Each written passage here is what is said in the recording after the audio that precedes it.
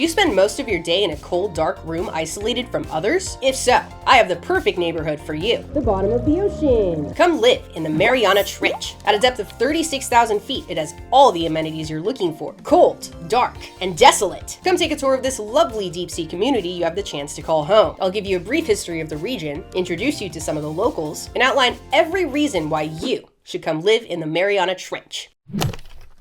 You might be wondering why anybody would be interested in developing real estate in an underwater chasm. Well, according to this study in 2018, deep sea environments cover more than 65% of the Earth's surface and more than 95% of the global biosphere. And since the Mariana Trench contains the deepest point that we know of, there's a lot of opportunity for growth. Let me start off by giving you a bird's eye view of your prospective neighborhood, or as we like to call it, the trench, is 1,580 miles of untapped abyss, right off the coast of the Mariana Islands in the Northwest Pacific Ocean. It is a stunning landscape, right on the edge of a subduction zone, where two tectonic plates collide, one sliding underneath the other. This is of no concern to you. If you decide to come live with us in the trench, we can almost guarantee that you will not be shoved underneath the Earth's crust. I mean, look at the San Andreas Fault in California. With the right morale, we believe the Mariana Trench can become home to the next Silicon Valley. Hell, even the next Hollywood. Let me give you a little historical context of the region. The Mariana Trench is home to some of the oldest seafloor that we know of, about 180 million years old. But its depth wasn't discovered until very recently in the human timeline. Humans have been measuring the depth of water for forever, since at least ancient Egypt that we know of. But the first documented attempt to find the deepest point comes from the year 1521. The famous Portuguese explorer Ferdinand Magellan, what a 16th century name that is, had a few hundred meters of sounding line, which is a weighted line with measurements on it. He lowered it over the side of his boat in an unspecified location and realized he had run out of sounding line before he could reach the bottom. His conclusion? That he must have found the deepest point on Earth. Sometimes my genius is...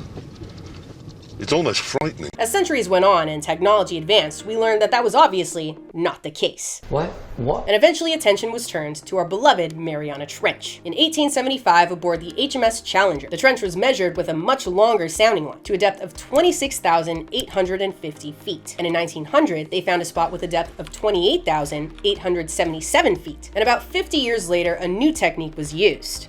Explosives, and an echo sound, which proceeds as such. Explode some shit. Count how many seconds it takes for the acoustic signal to bounce off the ocean floor and back. Then boom, you've got an estimated depth. This sounds pretty noisy and potentially dangerous. I know, no need to fret though, because since then even more developed sonar and pressure sensing technologies have replaced this barbaric approach, and these will be of no disturbance to you at all. They've determined that the maximum depth of the Mariana Trench is 36,036 feet, give or take 80 feet. In this particular location, where you can of course visit at any time during your stay with us, as you enter the gates of your prospective neighborhood, you'll notice a stunning monument dedicated to Navy Lieutenant Don Walsh and Swiss engineer Jacques Picard, pioneers who were the first humans to ever visit the bottom of this trench. In 1960, they descended to a depth of 35,797 feet below the surface of the ocean, aboard something like an underwater blimp. Their journey to the bottom lasted about 5 hours as they watched small, bioluminescent creatures go by out their window, reminiscent of upside-down snow. This display is one of the many amenities we can provide our residents all year round. If you're familiar with this story of Walsh and Picard, you probably know that the two explorers experienced a crack in the window of their ship due to the immense pressure at the bottom of the trench that is powerful enough to compress the human body into a bite-sized chunk of flesh. This is probably of no concern to you.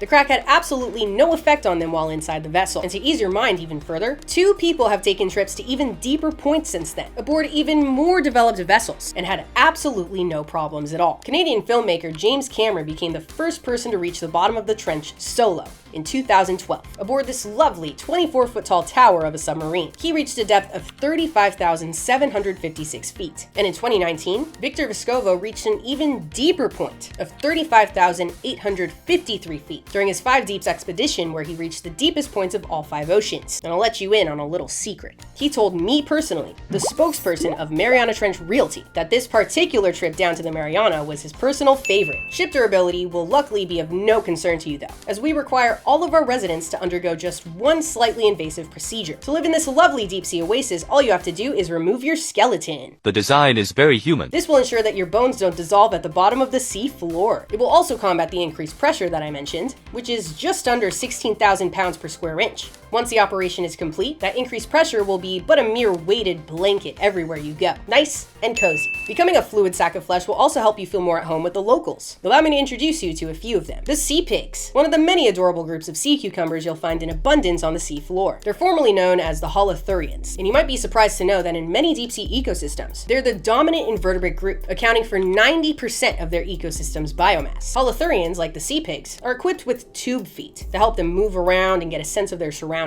Some sea cucumbers in the trench even take on the role of performance artists. You can occasionally find them doing a little salsa. We also have sea anemones, which might sometimes be a little bit bigger than what you'd expect on the surface, like this one. Their tentacles extend to 6 feet long, much farther than you'd expect, reminiscent of the elegant big fin squid that gets to over 20 feet long and peruses the water surrounding our stretch of trench. You'll also find that these locals occasionally help each other out, like this anemone hitching a ride on a hermit crab, really epitomizing that community vibe we're going for here in the Mariana Trench. There's also acorn worms that at first glance you might mistake for some invertebrate carcass, and for good reason. They have no eyes and no brain. Doesn't that sound nice? Nice. They spend their days sucking up layers of mud that collect on deep sea lava flows. Best to leave them be, and I will not be hearing anybody out. One of the most alien-like groups you'll find in our community are the xenophyophores, also known as the giant amoebas. You might be familiar with the brain-eating amoebas that are sometimes found in stagnant water at our planet's surface. Luckily, these seem to be completely different and much larger. In fact, xenophyophores are the largest single-celled animals on the planet that we know of, reaching over 4 inches in size. For a single cell, that is gargantuan. We're lucky to have them in the neighborhood. And one of my personal favorites, the dandelion siphonophores. Absolutely darling if you ask me. Despite being surrounded by soft-bodied life forms, you included in that, the trench community does have some members of the skeletal variety. Amphipods, such as Hirondelia gygas, are some of our more innovative residents. They figured out how to incorporate aluminum into their exoskeleton by extracting aluminum ions from the seafloor mud that they swallow while feeding on plant material and turning it into a gel-like barrier that prevents their armor from dissolving under the pressure. The Steve Jobs of the trench, if you will. Trench Jobs. They also have some relatives here that you might have heard of, the giant amphipods, that can get to over a foot long, about 20 times larger than your typical amphipods. We also have some of the endoskeleton variety that tend to stay in some of the higher levels of our trench community. The pressure always gets them, which is why you'll be grateful to have opted out of your skeleton entirely. These are groups such as the arrowtooth eels, deep sea lizardfish, cusk eels, which are just adorable, and probably the most impressive of them all,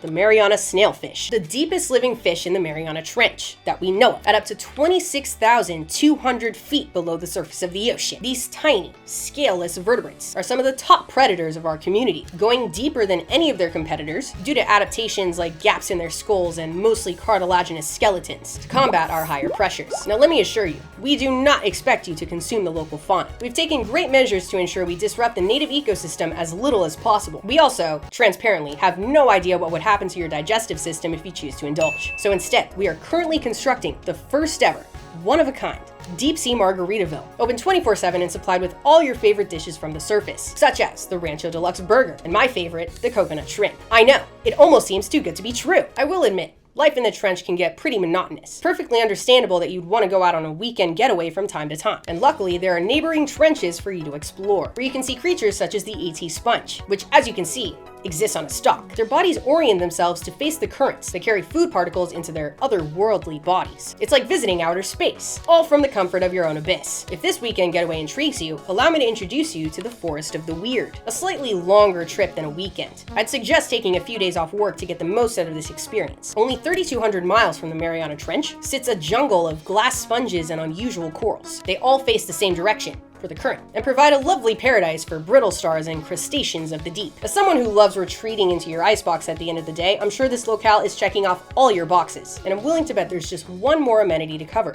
white noise. We have plenty of that here in the trench. Just like you'd expect at the surface, you can always rely on the sounds of the environment to keep you grounded in reality, such as the sound of baleen whales passing overhead, or chimes from the propeller of a ship 6 miles above you, and even the occasional earthquake that tends to frequent this area of the seafloor. You'll always have sounds from incomprehensible distances away to look forward to. And as the years go by, you can watch this deep sea community get better and better. Research will be happening all around you, especially with the debut of our new self-powered soft robots. Inspired by the structure of deep sea snailfish, these withstand the pressures of the deep with ease, allowing for better control and maneuverability, making deep sea research more accessible. Maybe someday they'll be adapted to wash the dishes for you. The possibilities are endless. If you like what you see and want to sign up for bottom dwelling living, be sure to let me know in the comments, like this video, and subscribe. Next time we'll be covering discovering another vacation getaway you might be familiar with, Goo Lagoons. And for now, stay curious. The world has a lot for us to learn. See ya!